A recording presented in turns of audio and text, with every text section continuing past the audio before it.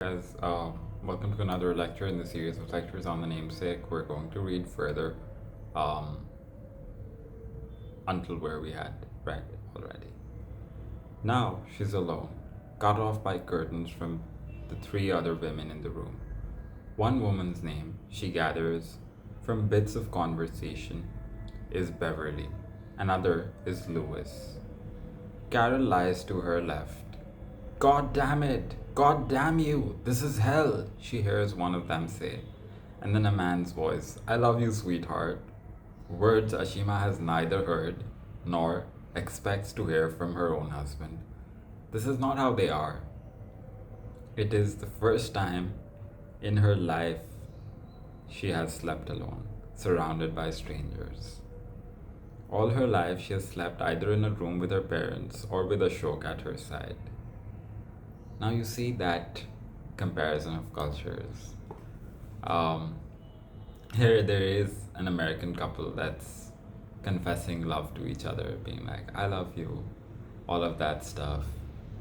Uh, versus Ashima has never heard that from Ashok, neither does she expect to hear it. Probably the kind of character Ashima is, she's just going to melt in like pieces if she were ever to hear something like that. But at the same time, this is the first time that she's sleeping alone, and that too because of hospital rules.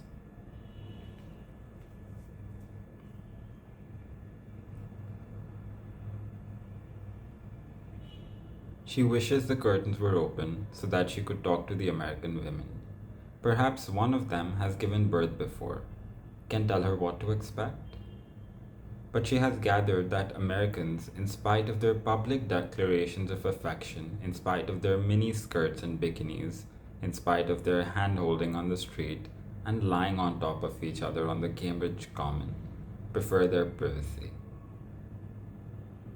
The paradox drawn here constantly is something to take note of. That's not written here, I'm just giving notes. Maybe just when we're reading, I feel like because I already give notes, open the book and keep annotating. She spreads her fingers over the taut, enormous drum her middle has become, wondering where the baby's feet and hands are at this moment. The child is no longer restless. For the past few days, apart from the occasional flutter, she has not felt it punch or kick or press against her ribs.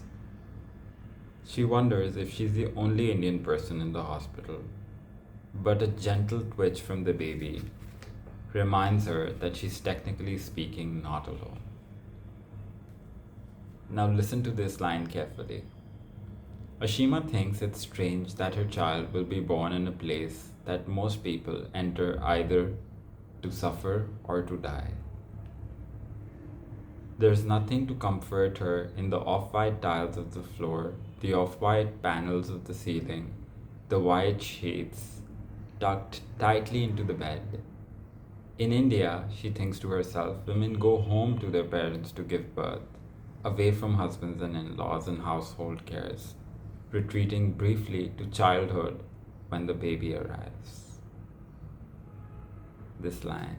Ashima thinks it's strange that a child will be born in a place that most people enter either to suffer or to die.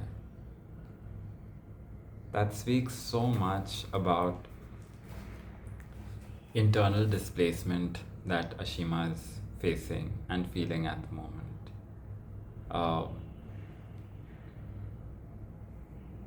Because a part of her does feel, right, that she's suffering here away from home, but she's still having the child here. A part of her may be missing home right now because she's in such a vulnerable position. She's about to give birth. But she doesn't want, but it's nowhere written that she wants to go back immediately right now. The thought has just been made simple with one line that says that she finds it strange that she's going to have a baby in a country where most people come to suffer or to die. Because she feels like she's suffering. Lyri hasn't said that outrightly that Ashima's feeling like that, but her character somewhere inside is suffering. Um, Now, backtrack to what I said initially, that diaspora is not just for people who tend to immigrate. Diaspora is a very common, shared, collective feeling that we all go through. Some of us are able to register it better, some of us are not. She's able to register it better at the moment because she's having a child in US where she doesn't have her parents there. She's sleeping alone for the first time in her life. She's surrounded by strangers who don't even speak the same language as she's used to. That part. If you like this video, don't forget to give me a thumbs up as well as subscribe to the channel. Also, I hope everybody is just doing the tasks, along with, of course, going through the notes and all of that stuff, to stay on track. See you guys soon with another lecture. Don't forget to press the bell icon to stay updated for whenever a new lecture drops in.